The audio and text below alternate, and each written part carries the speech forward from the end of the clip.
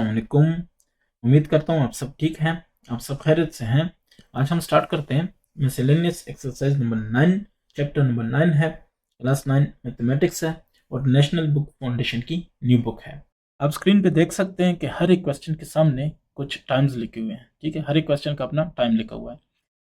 इसका मतलब ये है कि अगर आप क्वेश्चन नंबर 1 को देखना चाहते हैं फॉर एग्जांपल, तो आप उसी टाइम पे जाएं, आपको वहाँ पे क्वेश्चन नंबर 1 स्टार्ट होता हुआ मिलेगा। ठीक है, ऐसे ही आप क्वेश्चन नंबर 4 पे जाना चाहते हैं तो उसको क्लिक करें।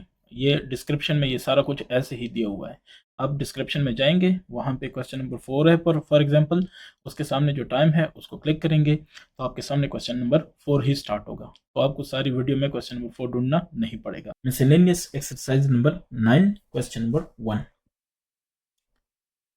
Encircle the correct option. Okay, number 1. Which of the following is polygon? Polygon कौन सा है? क्वाड्रिलेटरल क्या होता है? पॉलीगॉन। अच्छा, फिर which of the following is regular polygon? यानी साइड्स भी इक्वल है और एंगल्स भी उसके इक्वल है, तो वो स्क्वायर होता है। Number 3. If two triangles are similar, अगर वो सिमिलर हैं, their corresponding sides क्या होंगे? प्रोपोर्शनल। ठीक है, next, what is the sum of interior angles? अंदर वाले एंगल्स। ठीक है, for an irregular hexagon. Hexagon मतलब 6 साइड्स। तो फॉर्मूला है कि n-2 मल्टीप्लाई 180, यानी ये हो जाएगा 4, क्योंकि 6 मनफी 2 4, 4 ज़रब 180 कितना? 720। तो ये 720 आपका जवाब है। 8 को नंबर 5 को देखें। What is the sum of interior angles? ठीक है, फॉर रेगुलर 12 साइडेड पॉलीगॉन। तो वही वाली बात है, 12 माइनस वो, तो 10, ये फॉर्मूला यही है। ठीक है, 10 ज़रब 180 हो जाएगा, क्योंकि 12 मनफी 2 10, 10 ज़रब 180 1800। ये जवाब है। 6 को देखना, how many sides regular polygon. अच्छा, साइड्स n आपसे चाहिए, एक्सटीरियर एंगल थीटा आपके पास है 15। तो फॉर्मूला है कि 360 बटा n is equal to theta, exterior angle. तो थीटा को चेंज करें, ये हो जाएगा 360 by theta is equal to n। तो 360 बटा 15 थीटा है, ये हो जाएगा 24। n की वैल्यू कितनी? 24। ठीक है, तो ये आपका जवाब है। इसके बाद 7 को, इन द फिगर में ए बी जो है 21 है, 21 सेंटीमीटर, यानी ए से लेके बी तक क्या है? 21 सेंटीमीटर। ये बराबर है A P plus P B, इस लेंथ के। ठीक है, अच्छा, अब P divides A B in the ratio 3:4। ठीक है, what is the length of A P? So ratio 3 और 4 है, सो इसको कहते हैं 3x, इसको कहते हैं 4x। सपोज करें तो ये 21 के बराबर है। अच्छा, 7x ये 21 के बराबर है, x बराबर है 21 बटा 7 इज इक्वल टू 3। अब देखें एपी क्या था? 3x था। So AP is equal to 3x, मतलब 3 मल्टीप्लाई बाय x की वैल्यू 3, सो 3 3 9। ठीक है, ये 9 सेंटीमीटर आपका इसका जवाब है। 8 को देखते हैं, 8 क्या कह रहे हैं? तो 7 तक तो हो गए। 8 कह रहा है, इन द फिगर, ये फिगर है। इसको जरा ऐसे कर लूँ, सो ए बटा बी, ये ए है, ये बाई बी है। इसका मतलब है कि A D divide by D B. ठीक है, तो ये बराबर है सी सी बाई डी। सी आपके पास ये है A E divide by D, D है ई सी, ये बराबर है। So which one is true? इसमें क्या ट्रू है? ये दोनों पैरेलल है। ठीक है, इसका मतलब ये है, तो किधर है वो? ये डी आपका जवाब है। इसके बाद ना, ये कहाँ से पता चला ये भी देख लें। ये आपके पास है पेज नंबर 195, उस पर ये सारी डिटेल गिवन है। ओके, सो नेक्स्ट है नंबर 9। 9 को देख लें, in the figure if x is equal to y, यानी ये साइड और ये साइड एक ही है ना, तो बराबर है। Then the value of b, ये b है, इसकी वैल्यू, तो रेशो निकाल लें। a बटा b, ये बराबर होगा c बाई डी। क्लियर हो गया? b की वैल्यू निकालनी है, सो b इधर ले आओ, ये हो जाएगा क्रॉस मल्टीप्लीकेशन इस तरह, बी इधर हो गया, ए डी हो गया, डिवाइड बाय सी हो गया। सो ये आपका बी के लिए जवाब है, ये बी, यानी बी इसका जवाब है। इसके बाद है एक्स।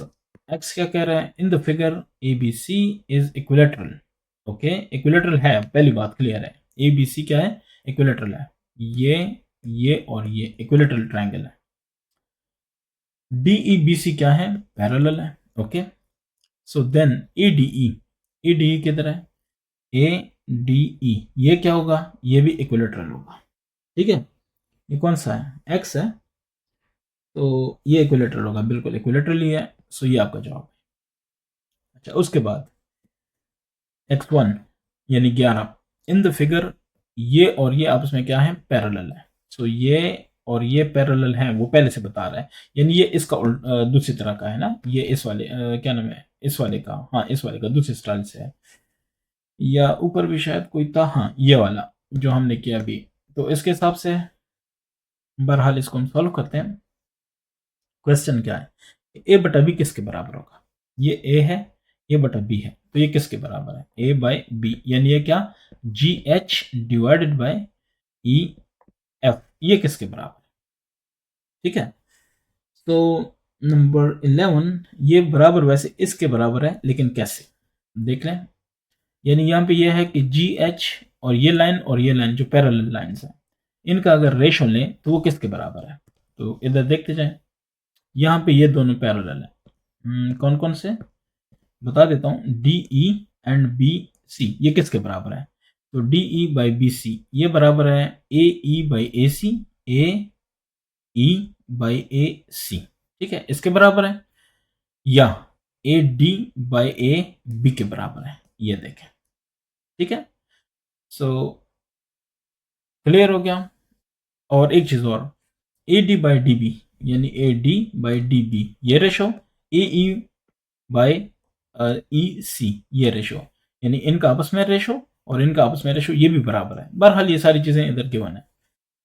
तो अब यहाँ पे देखें, हमने कहा कि ये साइड और ये साइड इनका रेशो या ए और बी लेंथ का रेशो, ठीक है, तो वो किसके बराबर होगा, वो बराबर होगा D G by D E, so D G by D E.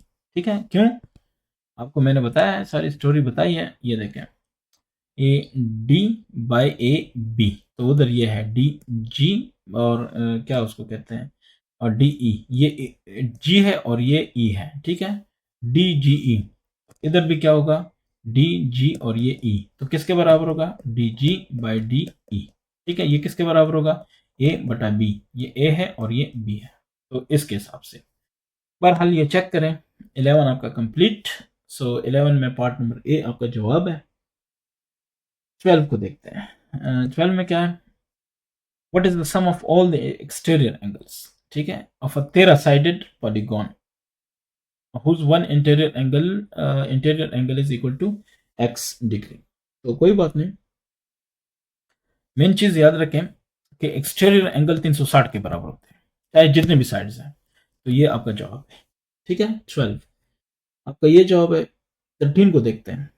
13 है, which polygon has both its interior and exterior angles the same, ये कौन सा होता है, तो ये होता है जनाब आपके पास, मेरे ख्याल से सी इसका जवाब है। यस, ये सी जवाब है, स्क्वायर होता है। ठीक है, स्क्वायर में एक्सटीरियर और इंटीरियर एंगल्स क्या होते हैं, बराबर होते हैं।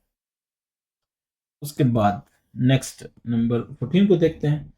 सो 14 में क्या है, द फॉर्मेशन और एक्सप्रेशन ऑफ एन ओपिनियन और थ्योरी विदाउट सफिशिएंट, यानी पूरा प्रूफ नहीं होता, ठीक है, वो यानी बिल्कुल क्लियर नहीं होती चीज, तो उसको क्या कहते हैं, उसको कहते हैं नंबर बी, यस, कंजक्चर। ठीक है, कंजक्चर, सॉरी। अच्छा, नंबर 15 को देख लो, mathematical statement that is proved, उसको प्रूव किया जाता है through based on already accepted statements is called theorem. ठीक है, 15 ये थ्योरम होगा। डेफिनेशन शुरू में गिवन है, ठीक है, चैप्टर के शुरू में सारी गिवन है। तो बहरहाल ये वो होता है, कौन सा है, 15 है, 15 में डी बिल्कुल ये जवाब है। अच्छा, 16 को देखना है। 16 को पहले समझते हैं क्या क्या कह रहा है। A mathematical statement that is assumed to be true without proof, proof वगैरह नहीं होता, बस वैसे हम जैसे कह देते हैं ना, for example 2 is equal to 2, 2 is equal to 2, तो बस ठीक है। बहरहाल इसको क्या कहते हैं, जिसका कोई विदाउट प्रूफ हम इसको कहते हैं कि ठीक है, तो वो क्या होता है, वो होता है एक्सियम। ठीक है। 17 क्या कहता है, two solids with equal ratio of corresponding linear measures, corresponding जो लीनियर साइड्स हैं वो इक्वल हैं, उनका रेशियो इक्वल है, तो वो सॉलिड्स क्या कहलाएंगे, मतलब सिमिलर होंगे, कंग्रुएंट होंगे, डिफरेंट एरिया होगा उनका, सेम वॉल्यूम होगा, क्या होगा। ठीक है, ये कौन सा है, 17। तो जनाब वो सिमिलर होंगे। ठीक है, इक्वल रेशो ऑफ कॉरेस्पॉन्डिंग, अगर कॉरेस्पॉन्डिंग साइड्स जो है उनकी, उनका रेशो इक्वल है तो बस बात खत्म हो गई, वो सिमिलर है। ये आपका हो गया question number 1 complete. Question number 2, ये क्या कह रहा है, ये इसमें है कि फाइंड द एक्सटीरियर एंगल को फाइंड करना है of A polygon with 6 sides. कितने साइड्स, 6 साइड्स। ठीक है, ये हमने अब इसको सॉल्व करना है। तो इसका जवाब ये है, solution exterior angle, exterior angle exterior angle of polygon formula, वो होगा 360 बटा एन, एन साइड्स हैं। अब देखें 360 बटा एन, एन कितने हैं, 6, तो 6 6 36, 60 डिग्री आपका जवाब। ठीक हो गया, ये कौन सा है, question number 2 complete. Question number 3, is it possible to have a polygon in which sum of interior angles is 9 right angle। ठीक है, सॉल्व करते हैं। Let sum of interior angles of polygon is equal to 9 right angles। ठीक है ना, 9 right angles according to condition of the question। Okay, so इसका formula है 9 n-2 multiply by 180, ये बराबर है 9 ज़रब 90, क्योंकि राइट एंगल 90, 9 9 8100। ठीक है, यस सॉरी 810, मैं ज़रा आगे चला गया, 810 डिग्री, और ये हो जाएगा n-2 मल्टीप्लाई बाय 180, डिवाइड कर दें 180 पे, ये भी 180 पे, ये गया n-2 is equal to, check करते हैं, 810 डिवाइडेड बाय 180, तो ये आएगा 4.5, एन हो जाएगा 4.5 प्लस 2, 6.5। वो तो नहीं पॉसिबल ना, पॉइंट में तो नहीं होती साइड्स, इसलिए which is not possible, which is not possible. ठीक हो गया। सो ऐसा कुछ नहीं पॉसिबल जिसमें डेसिमल में आ रहा हो, क्योंकि साइड या 5 होगा या 6 होगा या 7 होगा, ये तो नहीं हो सकता कि 1.5 साइड्स, इसका क्या मतलब हुआ, तो इसलिए नॉट पॉसिबल, आपने कहना है नॉट पॉसिबल, बस ये जवाब है और ये प्रूफ है। Question number 4, is it possible to have a polygon whose sum of interior angles is 7200। देखते हैं सॉल्यूशन, सम ऑफ लेट, ठीक है, sum of interior angles of polygon, suppose 7200 है, ओके, डिग्रीज। ओके, सो ये है n-2 फॉर्मूला मल्टीप्लाई बाय 180, ये बराबर है 7200। तो ये भी 180 पे डिवाइड और ये भी 180 पे डिवाइड, ये गया n-2 रह गया, और इधर इसको कर लेता हूँ, 7200 है ना, तो 7200 डिवाइड 180, तो ये आता है 40। ठीक है, कितना आता है 40, इसका मतलब है कि n इज इक्वल टू 40 मनफी प्लस 2, सो ये हो जाएगा 42 साइड्स। यस, आपने क्या कहना है, yes it is possible, possible to have polygon with 70 to 100 degree interior angles, ठीक है, interior sum of interior angles, ठीक हो गया। तो ये आपका जवाब है, यानी yes it is possible to have a polygon whose with 7200 sum of interior angles, 7200 degree as sum of interior angles। Question number 4 आपका complete. Question number 5, find the measure of each angle of a regular nonagon। n मतलब 9 हो गया, regular मतलब all angle same, ठीक है, all angles same. Okay, तो इसको find करते हैं। सॉल्यूशन, इंटीरियर एंगल, ठीक है, इंटीरियर एंगल ऑफ पॉलीगॉन, इसका फॉर्मूला ये होता है n-2 multiply 180 divide by n, एक एंगल के लिए, ठीक है। अब हमारे पास क्या रिजल्ट्स आने हैं वो चेक कर लेते हैं, और ये हो जाएगा फॉर नोनागॉन, फॉर नोनागॉन क्या होगा, 9 - 2, क्योंकि n 9 हो गया, और मल्टीप्लाई 180 डिवाइडेड बाय 9, 9 1 9, 9 2 18, यानी 20 हो गया। 9 - 2 7, 7 × 20 कितना हो गया, 140 डिग्री, ठीक हो गया। ईच एंगल 140 डिग्री, क्योंकि सारे एंगल बराबर हैं, दैट्स वाई हर एक एंगल 140 हो गया, ठीक है, क्योंकि रेगुलर है। ये आपको हो गया question number 5 complete. Question number 6. In the figure XY is a concave mirror. OA is object and IB is its image. ठीक है, ये ऑब्जेक्ट है और ये क्या है, इमेज, ठीक है। अच्छा, शो दैट, ये शो करना है कि OAP और IBP ये जो ट्रायंगल्स हैं वो बराबर हैं। तो कर लेते हैं सॉल्यूशन। ए नहीं, 1 क्या कह रहा है, इसमें आप देख लें कि इन ट्रायंगल OAP इसकी बात करें तो ये है OAP, ठीक है, ये वाला, इसमें angle O is equal to 90 degree, पहली बात। अच्छा, दूसरा इन ट्रायंगल, दूसरा कौन सा है, IBP, ये वाला IBP, इसमें जो I ये साइड है ये 90 है, angle I is equal to 90 degree. Clear हो गया, ये पहली बात। अब angle P, yes, angle P is common in both, ऐसा ही है ना। तो अगर इस हिसाब से देखा जाए ये P है, और अगर इस हिसाब से देखा जाए ये P है, तो आपस में बराबर है, ठीक है।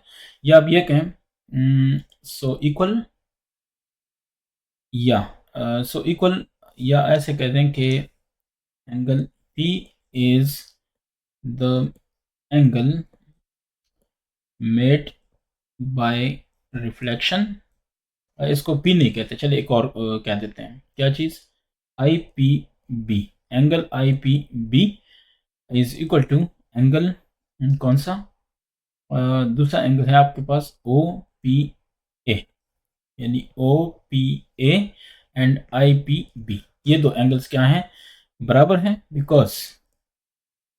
Because of law of reflection, ठीक है।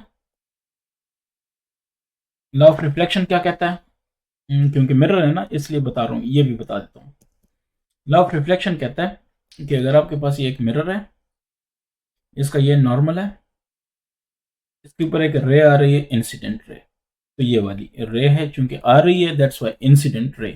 इसका ये जो एंगल है ना, फॉर एग्जांपल θ1, तो ये बराबर है इसके, ये रिफ्लेक्टेड रे है, इस तरफ जाएगी, तो ये एंगल θ2 और θ1 ये बराबर होंगे, ये है लॉ ऑफ रिफ्लेक्शन, ठीक है। इस लॉ के हिसाब से ये जो दो एंगल्स है आपस में क्या हुए, बराबर हुए। अब क्या है आगे, अब ये है कि इसको देख लें। अब ये है कि as two angles two angle नहीं है, 3 एंगल्स हो गए ना।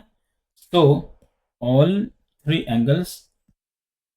angles are equal, which means 3 angles कैसे इक्वल हो गए, क्योंकि 2 इक्वल हैं तो तीसरा भी इक्वल हुआ। अगर 2 फॉर एग्जांपल 50-50 है, ठीक है, एक के भी 50 है दूसरे के भी 50, 150 जमा 50 100 हो गए, तो अगला कितना है 80, एक का भी रहता है 80 दूसरे का भी, तो वो भी बराबर है, ठीक है, क्योंकि टोटल 180 होता है। So all 3 angles are equal, which means that means चले sorry that means the triangles are उन्होंने क्या कहा था, सिमिलर, ठीक है, ट्रायंगल्स आपस में क्या है, सिमिलर है। तो क्लियर हो गया ना, तीनों एंगल्स बराबर हैं तो ट्रायंगल सिमिलर है। अब आते हैं दूसरे पे। तो आपने ये कहा कि so O A P triangle is similar to triangle I B P. तो ये आपका फर्स्ट पार्ट इसका हो गया। अब दूसरे पे आते हैं, दूसरी तरफ आते हैं, नंबर सेकंड में आप देख सकते हैं कि सेकंड में एक और गेम है। अच्छा, और यहाँ पे आप ये भी बता सकते हैं कि बाय, आपने कहा ना कि are equal, are similar, the triangles are similar by A A A theorem, यानी सारे एंगल इक्वल हैं। बहरहाल छोड़ दें, ठीक है, इतना ही ठीक है। तो नंबर 2 को देखते हैं। नंबर 2 कह रहा है कि फाइंड हाइट ऑफ ऑब्जेक्ट। मैं इसको थोड़ा सा ना छोटा कर देता हूँ ऐसे। अच्छा, ये कह रहा है कि find height of object. So height of object ये आपसे रिक्वायर्ड है। ये आपसे रिक्वायर्ड है, सो आप कह दें कि एच है, और फिर वो कह रहे हैं कि इफ आई बी आपके पास है 2 सेंटीमीटर, और ओ पी, अच्छा आई बी है क्या चीज़, आई बी ये है हाइट ऑफ इमेज, ठीक है। सो हाइट ऑफ इमेज ये आपको गिवन है, ठीक है, और साथ में और क्या चीज़ है, ओ पी, ओ पी, ओ से पी, ओ पी क्या है, डिस्टेंस ऑफ इमेज, या छोड़ दें क्या करना है, ओपी बस, ठीक है, उन्होंने यही दिया है, OP is equal to 10 centimetre, ठीक है। वैसे ये ओपी क्या होता है, distance of object from the mirror. बहरहाल ये ठीक है, फिजिक्स वाले समझते हैं कि मैं क्या बात कर रहा हूँ। अच्छा, 10 सेंटीमीटर, और उसके अलावा वो कहते हैं कि आई पी वो है 4 सेंटीमीटर। आई पी क्या है, distance of image from the mirror. Okay, ये सारी स्टोरी क्लियर। अब वो जो पूछ रहे हैं उस तरफ आते हैं, ठीक है। हम ये कहते हैं कि सिंस हमने क्या प्रूव किया कि ओ ए पी जो ट्राइंगल है वो सिमिलर है, ट्राइंगल किसके, आई बी पी के। अगर ये सिमिलर हैं तो इसका मतलब है कि जो रेशोज हैं ओ ए, जैसे ये रेशो, तो ये इस परपेंडिकुलर रेशो के बराबर होगा, डिवाइड मतलब आपस में ये रेशो, ठीक है, परपेंडिकुलर रेशो। बाकी दूसरी साइड्स वो ये, तो इसका भी ये वाला, यानी मतलब है कि O P divide by I P ये बराबर होगा, सही है। तो ये रेशो फिजिक्स वालों को पता है कि मैं क्या कह रहा हूँ, और मैथ वाले भी समझ लें, ये कोई बड़ी बात नहीं है। ट्रायंगल आपने पढ़े, ये ट्रायंगल, एक ट्रायंगल आपके पास ये है, और दूसरा ट्रायंगल आपके पास ये है, ठीक है। इसको आप कहते हैं पी, इसको आई, इसको बी, और इसको पी, और फिर इसको ओ, इसको ए। आपने कहा कि ये एंगल और ये एंगल बराबर है, तो आपने कहा तीसरे एंगल भी बराबर है और ट्रायंगल आपस में सिमिलर हो गए, ठीक हो गया। अब यह है कि अगर ये सिमिलर है तो ये जो 90 के साथ बना रहा है ये और ये इनका रेशो, और अगर ये साइड लेते हैं तो इसका रेशो, या ये साइड लेते हैं तो इसका रेशो, ये रेशोज भी बराबर होंगे। बराबर नहीं मतलब है कि हाँ ये आपस में बराबर होंगे। अगर ये रेशो और ये दोनों का रेशो लेते हैं, इन दोनों का रेशो लेते हैं, इन दोनों का और इन दोनों का, तो ये आपस में बराबर होंगे। सिंपल सी बात ये है। तो अगर ये बराबर होंगे तो ये हमारे पास रिलेशन है। बस यहाँ तक समझ आ गई तो बाकी तो कुछ नहीं बचा। ओ ए, ओ ए हमारे पास क्या है, ओ ए नहीं है तो इसको छोड़ दें। ओ ए ये है आपके पास हाइट ऑफ ऑब्जेक्ट, तो इसको ओ ए कहते हैं। यहां से देखें ओ ए, ठीक है, ये आपके पास हाइट ऑफ ऑब्जेक्ट है। तो डिवाइडेड बाय आई बी उन्होंने दिया हुआ है वो 2 सेंटीमीटर है, 2 पुट किया। ओ पी भी किधर है, कहीं पे है तो वो 10 है, डिवाइड बाय आई पी कितना है, 4 है। तो ओ ए आपके पास हो गया 2 × 10/4, सो 2 2 5 10 5 सेंटीमीटर आपके पास क्या इसका जवाब है, क्योंकि सारे सेंटीमीटर है तो मैंने ये भी सेंटीमीटर लगा दिया, तो 5 सेंटीमीटर इज द आंसर। और यहाँ पे एक चीज और भी है, वो ये है कि ये एक स्टोरी है। स्टोरी किस चीज की है कि एक मिरर है, ठीक है। इसकी स्टोरी भी बता देता हूँ। ये कनकेव मिरर है। कनकेव मिरर का मतलब ये है कि ये जो भी इसमें रे ऑफ लाइट आएगी ना, वो आके इधर आएगी वापस, यानी फोकस पे आएगी, ठीक है। अगर पैरेलल आएगी इस प्रिंसिपल एक्सिस के। बहरहाल ये वैसे एक्स्ट्रा इन्फॉर्मेशन है। तो अगर वो ऐसे आएगी पोल पे लगेगी, तो जिस एंगल पे लगी उसी एंगल पे वापस जाएगी। तो ये देखें कहीं ना कहीं मिलके क्या बनता है, एक इमेज बनता है। तो वो इमेज और ये उसकी क्या नाम है, ये ऑब्जेक्ट था। फॉर एग्जांपल ये मोमबत्ती पड़ी थी, तो यहाँ पे वो मोमबत्ती उल्टी दिखेगी, लेकिन मोमबत्ती ही दिखेगी और छोटी होगी। यहाँ पे छोटी होगी, यहाँ पे बड़ी है। बहरहाल ये सारी चीजें, मतलब शीशे में आप अपनी शक्ल देखते हैं, ठीक है, तो वो छोटी दिखेगी, तो वो कनकेव मिरर है। बहरहाल ये आपका क्वेश्चन नंबर 6 क्या complete. Question number 7, in the figure AB is 6 centimeter, BD is 9 centimeter. Find the diameter of smaller circle if diameter of bigger one is 80 centimeter. इसका डायमीटर है 80 सेंटीमीटर, इसका diameter required है, और B D है 9 centimetre और A B है 6 centimetre, ठीक है। सो ए से डी तक क्या हुआ, 15 सेंटीमीटर मिला के सॉल्व करते हैं। वी नो दैट, ठीक है, वी नो दैट, हमें क्या पता कि ये डिस्टेंस और यहां से यहां distance A B divided by A D, ये बराबर होगा, ये और ये पैरेलल है, ट्रायंगल वाला केस है ना, तो B C divided by C D के बराबर होगा, ठीक है। सी डी क्या है, ये भी रेडियस है और ये भी रेडियस है, ठीक हो गया। ये कहाँ से पता चला, ये आप देख सकते हैं, ठीक है। तो ये कह रहा है कि यहाँ से यहाँ तक, जो कि यहाँ पे हमारे पास यहाँ से यहाँ तक है, और फिर पूरा, सो ये पूरा ये बनता है, ठीक है। ये देखें इन दोनों का रेशो बराबर होगा, ये आपके सामने, इस पैरेलल और इस पैरेलल, ये देखें इन दोनों के रेशो का, तो ये और ये पैरेलल बनते हैं, तो इनका रेशो मैंने ले लिया, ठीक है। अब जरा चेक करें कि क्या कर सकते हैं। तो ए बी हमारे पास है 6 और ए डी सब मिला के 15 है।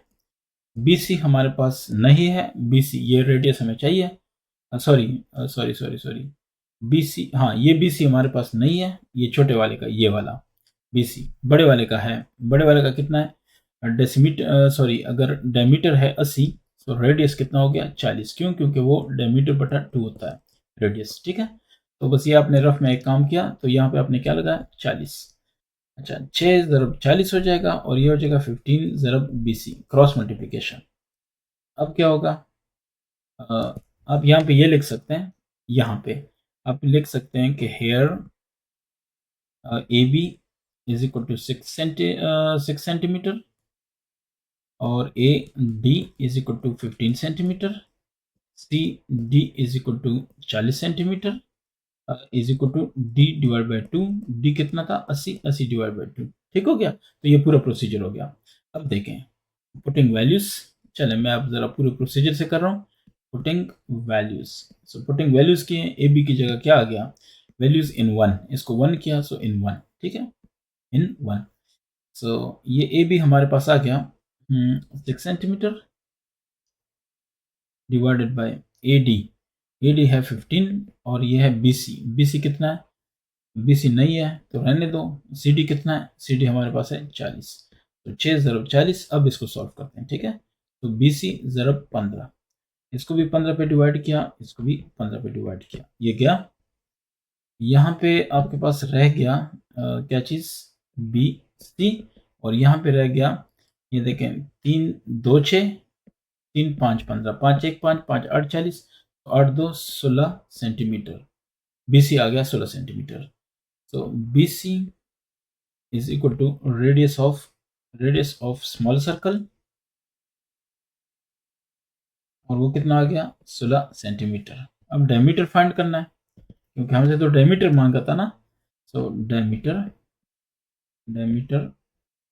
तो डायमीटर ऑफ स्मॉल सर्कल ये बराबर होगा 2 ज़रब रेडियस। तो देखे ना, रेडियस होता है d/2, तो 2 ज़रब r होता है वो क्या नाम है, सॉरी, रेडियस होता है d/2 यानी डायमीटर बाई 2, तो 2 मल्टीप्लाई बाय रेडियस होगा डायमीटर। इस हिसाब से 2 ज़रब रेडियस ये डायमीटर होगा, और डायमीटर ये है 2 ज़रब r, r कितना है, r है 16 यानी 32 सेंटीमीटर। ये आपका जवाब है। ठीक है, question number 7 solved. Question number 8, prove that if vertex angles of two isosceles triangles are equal, then the two triangles are similar। ये आपने प्रूव करना है। solution, so let the vertex angles of each angle कह दें इसको, angle of each triangle, ठीक है, triangle is x. कैसे, ये सपोज करें कि पहला आइसोसेलेस ट्राइंगल है, आइसोसेलेस का मतलब है कि दो साइड्स इक्वल हैं, तो समझें कि ये और ये साइड इक्वल है, तो इसको कहेंगे वर्टेक्स एंगल। ठीक है, और ये दोनों हैं, इनको कहते हैं base angle. Okay, base angles. अच्छा, दूसरा आपके पास है, ये भी आइसोसेलेस है, तो ये दो साइड इक्वल है, तीसरा साइड नहीं इक्वल, ये वाला, तो ये और ये इक्वल हो गए। ये क्या है, एक्स है, क्योंकि वर्टेक्स एंगल दोनों के क्या है, एक्स है। ये कंडीशन है, आर इक्वल, अगर एक 5 है दूसरा भी 5, एक 50 है दूसरा भी 50, एक 100 है दूसरा भी 100। अच्छा, और ये बेस एंगल्स है। अच्छा, अब आपको पता है, we know angle, all angles, या ऐसे कह दें कि sum of interior angles of triangle, तो क्या होते हैं, angle is equal to 180 degree. अब अगर तो आप ये कहें कि सम ऑफ बेस एंगल्स, ठीक है, base angles of isosceles triangle, base angle की बात करें तो ये हो जाएगा 180 डिग्री माइनस एक्स। क्यों, क्योंकि टोटल 180 है, तो ये एक्स निकाल दो, बाकी ये दोनों का सम आ जाएगा कि नहीं आ जाएगा, तो ये आपने ये कहा।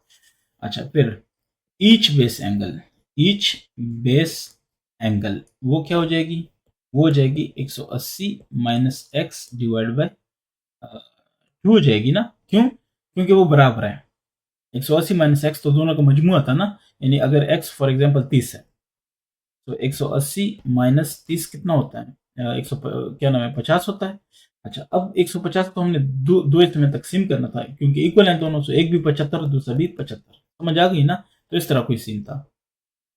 अच्छा, सो 180, मैंने ये कहा, मैं भूल गया मैंने क्या कहा, तो 180 माइनस 30, फॉर एग्जांपल ये x 30 है, तो कितना हो गया 150।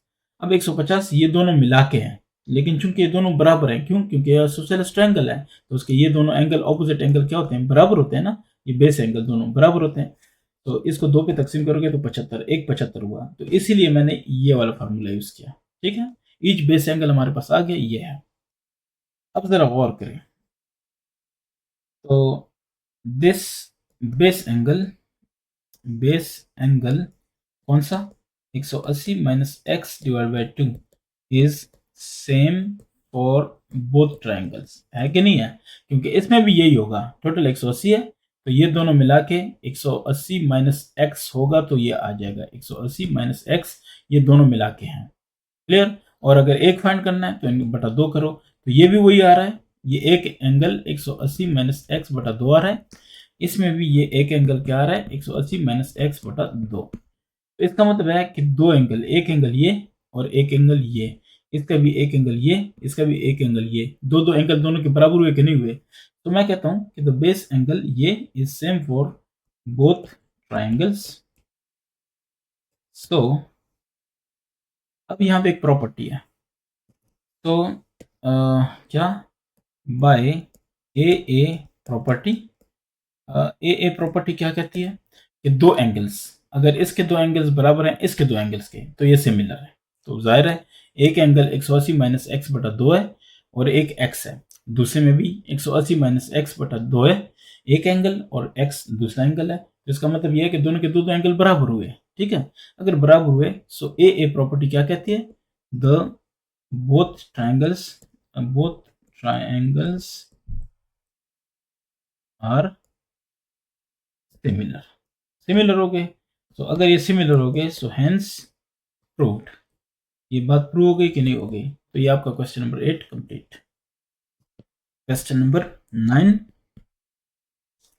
Find the length of BC and DE in the figure. So BC ये है और DE ये है। अच्छा, सॉल्यूशन, सॉल्यूशन क्या कहता है, वी नो दैट, हमें क्या पता, हमें ये पता, ये देखें ये वाली प्रॉपर्टीज हैं, ठीक है, ये सेम प्रॉपर्टी है।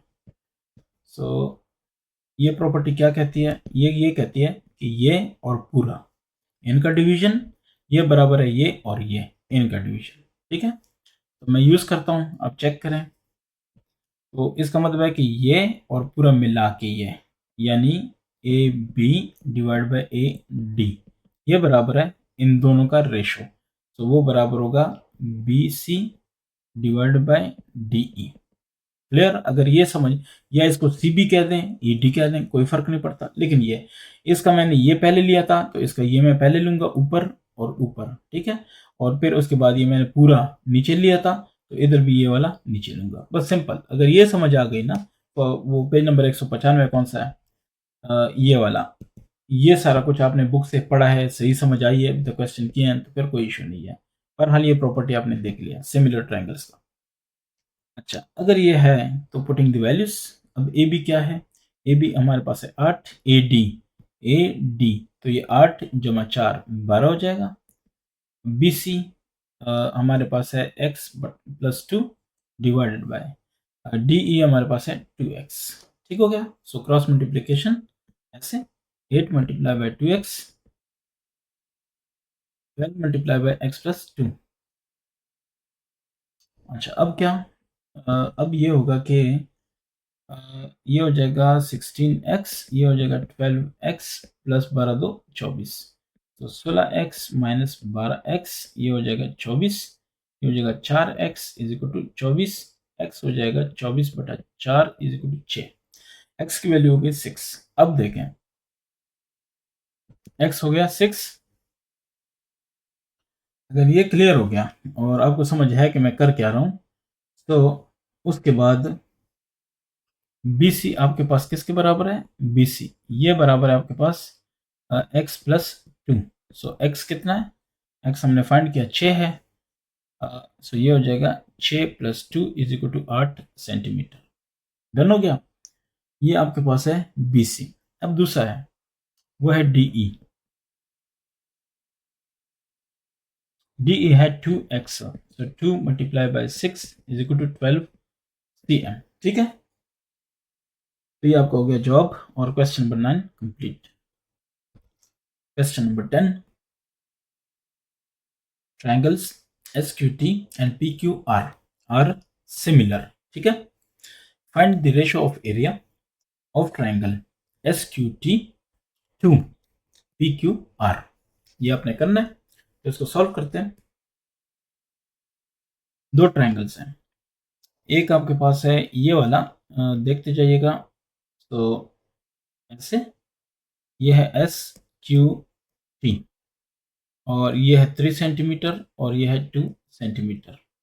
दूसरा आपके पास है पूरे वाला, यहाँ से यहाँ तक ऐसे और ऐसे, तो ये कौन सा है, PQR। सो ये P, ये Q, ये R, तो QR यहाँ तक है 2 जमा 4 6, और ये पूरे का पूरा है 6 जमा 3 9, ठीक है। तो ये आपका डाटा है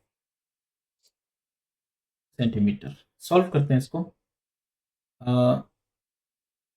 इन ट्रायंगल SQT, इसमें SQT में अगर आप देख लें तो QS ये हमारे पास है 3 सेंटीमीटर और QT हमारे पास है 2 सेंटीमीटर, यहाँ तक ठीक है। अच्छा, 2 सेंटीमीटर 3 सेंटीमीटर ये सारा कुछ हमने कर लिया। अब हम आते हैं नेक्स्ट इन दूसरा है P Q R.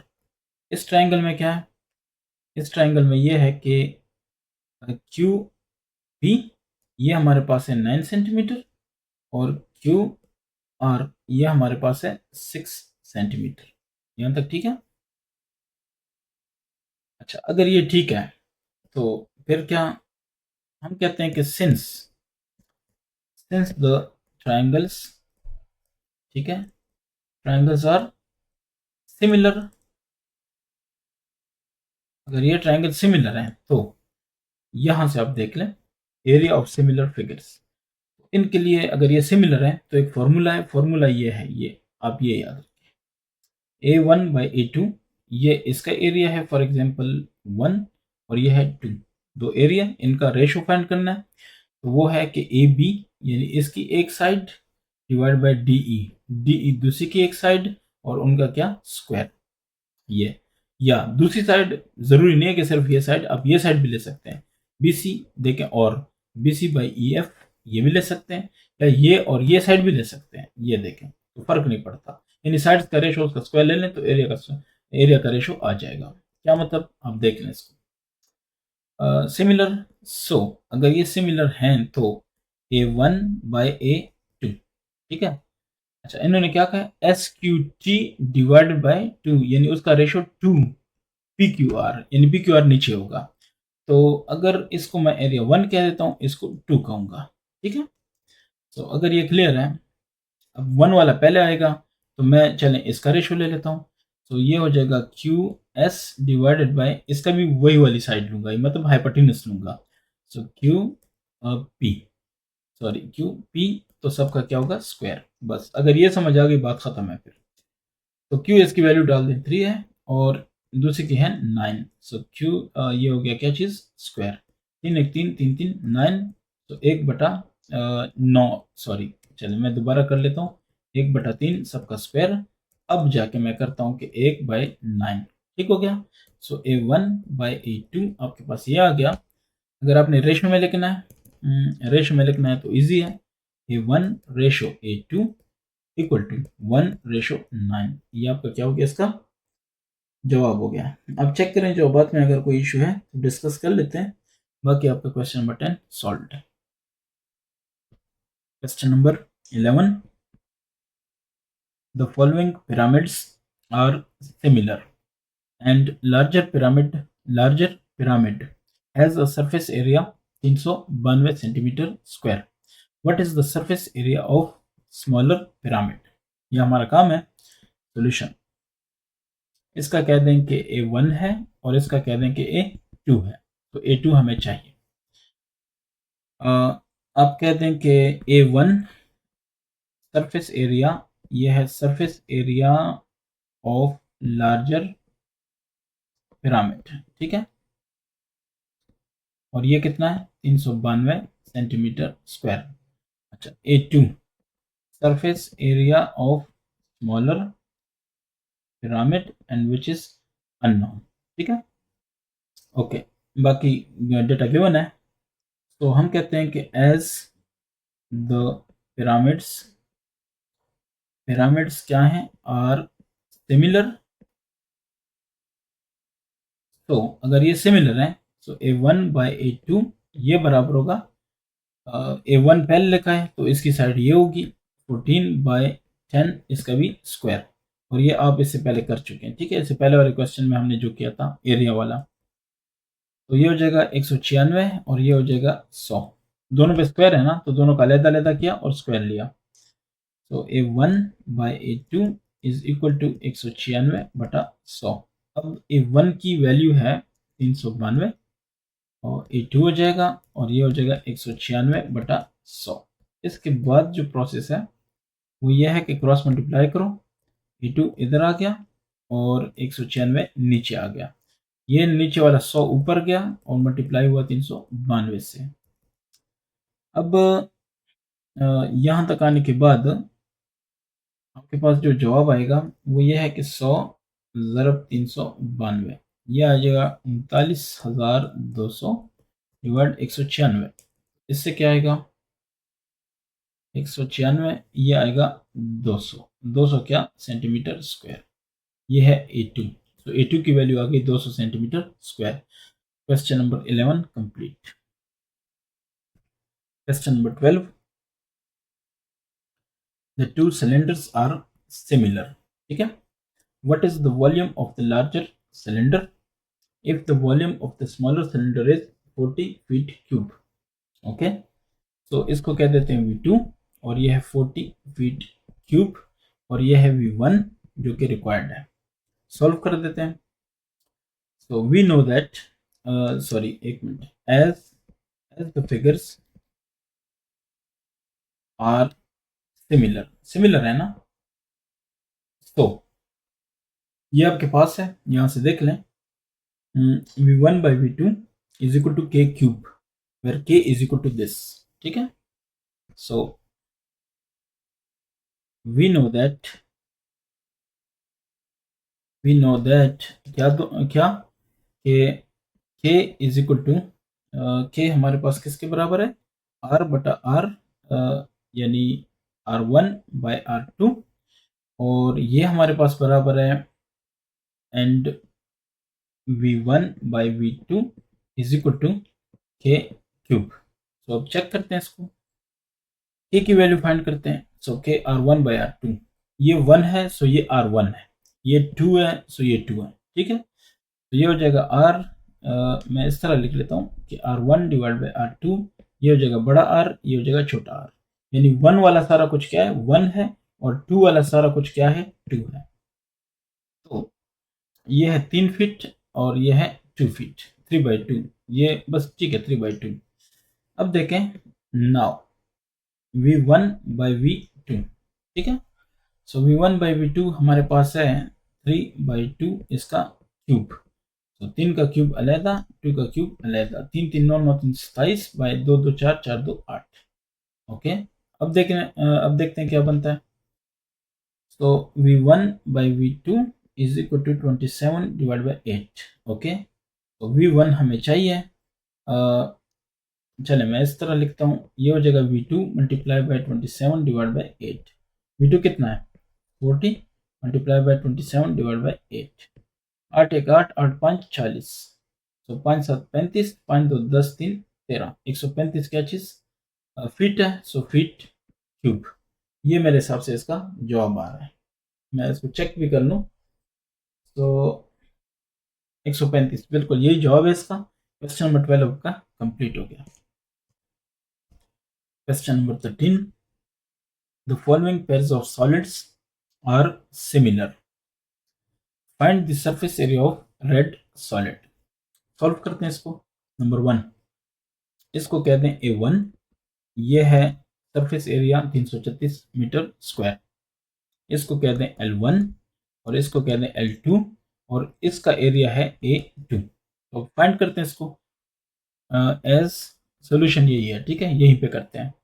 As the figures, ठीक है, फिगर्स आर सिमिलर, अगर ये सिमिलर है तो A1 by A2 is equal to L1 by L2 square। Putting the values, तो A1 की वैल्यू क्या है हमारे पास, वो है 336 बटा A2। ये हो जाएगा L1 हमने कहा है 4 को, तो ये 6 हो जाएगा और इनका स्क्वायर 4 4 16, 6 6 36, तो ये आएगा 336 बटा A2, ये आ जाएगा 16 बटा 36। अब इसका मतलब यह है कि A2 आ जाएगा 336 ज़रब 36 बटा 16। ठीक है, तो इससे क्या आएगा, ये मैं चेक करके आपको बता सकता हूँ। इससे इसको चेक करके तो कैलकुलेटर में वैल्यूज पुट कर देते हैं डायरेक्टली। 3 3 6 ज़रब 3 6 जो भी आ गया डिवाइड बाय 16, तो 756 आता है। 756 क्या चीज़ है, मीटर है ना, ये मीटर स्क्वायर, तो ये भी आ जाएगा मीटर स्क्वायर।